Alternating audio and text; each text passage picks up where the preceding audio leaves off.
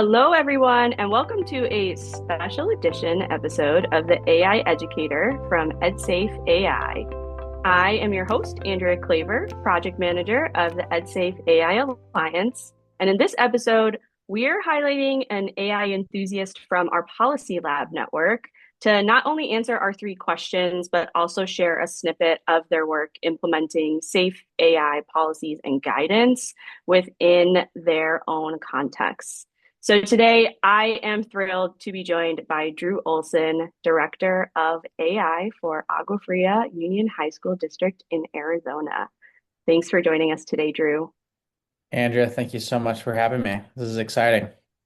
Of course. So I'm going to kick us off just by setting the context. I know Agua Fria has been a leader in the Arizona AI space here. So this year, you worked to release a new version of your AI integration guide. So tell us about that work. How did it start, and what steps did you take to get it where it is today? Yeah, so it started a little over a year ago where we just needed to collect the resources that we had created internally for some of the guidance that we've had specifically for our teachers around AI in the classroom. We had a stoplight framework that really kicked off our AI initiative about 3 years ago. We released a framework on AI literacy called our CARE framework, where we want students to learn how to use AI by being critical evaluators and evaluating outputs based off of a criteria of CARE. So where the C is clarity, the A is accuracy, R is relevance, and E is ethics and bias. And so as we're building out these frameworks and these support documents, it just became clear that it wasn't just enough to have a single area for these resources to live. We wanted to bring the resource creation outside of the bubble of district and really get more stakeholder feedback to inform how AI would be used at every level of our school district and within our school community. And so we began doing listening lessons with our school administrators, with district staff, with teachers, instructional coaches, librarians, and students to begin to draft a document that is much more of a user guide than it is just a list of here are the things that you should or should not do.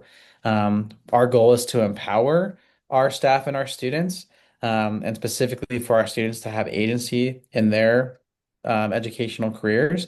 And so we want to give them a roadmap of some best practices that they can use in their own context. And so we have, sort of like 4 or 5 sections within our integration guide. One is our policy and guidance for things like the stoplight, things like data privacy. We even have a section, which I'm excited about sharing, on software building, because what we realized is with AI now, almost everyone can build software, which is really exciting. We want people to be active builders, not passive consumers. But it also presents some challenges because if people are just building whatever they want within our environment, it could, introduce some potential risks down the road. So we included some guidance around that, our policies, and then we have guidance on teaching with AI, on learning with AI, on parenting with AI, and then a little bit of a roadmap of where we've been and where we're going. So we've been really gotten a lot of good feedback from our various stakeholders on that document. We presented it to our board, who were very receptive of it in a study session, and we're going to be using that as a guiding document that's going to be changing constantly over the next months and years to come. Awesome. Thank you so much for sharing, Drew. And I really appreciate the intentionality in which you moved in and responding to the ever-changing landscape, making a step and seeing, okay, here are the areas where we still see gaps. Here's a path forward we can take to address those. And also the idea of that evergreen document where you're saying, yes, here Mhm. is this resource. It is meant to be a guide, but we also recognize the field is changing. That's a fear of a lot of educators, a lot of people in this space. So knowing that that's the intention of the integration guide is huge too. So I really appreciate you taking the time to share that. I know it'll be valuable to our listeners here. And you can view the Agua Fria AI integration guide. We'll link it in the show notes, and then we'll also be adding it to our EdSafe website as well. Anyone that's doing a document or guidance policy document is don't make it a PDF. Make it editable, embed it as a Canva doc, just so that you can continue to make those changes because there's no way will it be a static document for any period of time. Absolutely. We also have a lot of PDF fatigue happening too. Yes, So yes, that too. presenting it in a different way is That big. too. Love that. Okay, Drew. So now's the part where we jump into our rapid fire questions. Are you Got it. ready? Do it. Okay. So, what's one thing that excites you most about the future of AI in education? I've never seen more momentum around centering the student in the transformation of education. And so I think the prospect of student agency being at the forefront of what is happening in education and AI just supporting that goal, um, I find to be really exciting and is what is really motivating me day to day in my work. Awesome. I definitely hear that. And I was thinking about the idea earlier of perception over perspective. We all often have a perception of what students want, of what students think, but when you actually get their perspective, it can surprise you and be very different. So I think that's definitely highlighted in your answer there. So jumping into question two, what's the biggest misconception you hear about the safe and responsible use of AI in schools? Students will only use AI to cheat. And I think this is a misconception because they haven't been taught how to use it otherwise. And one of the anecdotes that continues to come up, it literally came up in a conversation today with a teacher, was as soon as you start showing students intentional uses of AI in the classroom, as an example, she used AI, ChatGPT with students or Gemini to help them find primary sources for research in a history class. After that, she saw a lot less misuse of AI because they then realized that it's a helpful tool for learning that can enhance what they're doing and not just a cheating tool.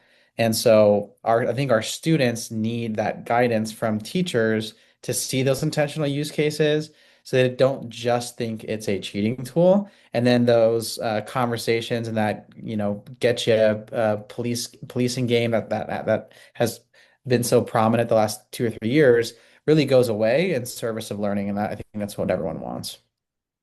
Right. It's almost about flipping the script there from the Mhm. conversations about cheating to where when you create the culture where you're teaching it so students know it's okay to talk about, they're open to asking questions and able to say, like, well, how would I use it here? I don't remember us talking about that, as opposed to it just being used behind the scenes, often inappropriately. But I think that just generalizing it as, oh, they're using it to cheat is doing our students a misservice there. So I love that you brought that to the table. Something else I'm excited about with that is students having voice around how AI should be used in the classroom. So not like do or don't, but once they get a little bit more AI literacy, I've had teachers who have told me that they are bringing students together to have those conversations before they start an assignment of like, hey, where do we think AI could or shouldn't be used for this assignment? And then the students themselves based off their expertise and what they know of what will help me learn versus what will just be cheating, they kind of come up with those guidelines themselves for that particular assignment. So it's again building that student agency, not coming up with this prescriptive do or don't, or for us, it's, we have our stoplight, yellow, green, red. It's where should we be red? Where should we be yellow? And what are those points that help us to learn that we want to protect and be manual? And what are the points that AI can really assist and expand what we're doing? And the more that we can bring students into that conversation, I think the better. Love it. Love it. So finally, round us out here by answering my first personal favorite question. What is a message you would share with a teacher or a school leader who is overwhelmed by the rapid pace of AI development? I share your overwhelmedness, whatever that word might be, because even as someone who's not teaching day to day, it can be overwhelming with how fast these things are moving. The storylines, every day you see like this industry is cooked, to use the kids' language. But I would say that the earlier that they can learn about the capabilities and limitations of the tools in their own context by just trying, asking questions to an AI about small points of their job to see how it's good, it's bad, and building their own AI literacy, I think that can help to relieve some of the stress. Because I think the more that you dive into these tools, you realize like they're good for this, but they're not really that good for that.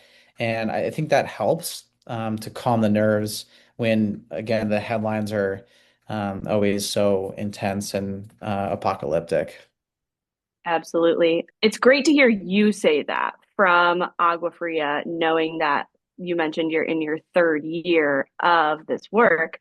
So hearing maybe a district hearing that from your perspective as someone who would be considered a trailblazer in this space, like everyone's overwhelmed by it. There's a Yeah, community in that, and having the 100%. conversations is what helps us with that.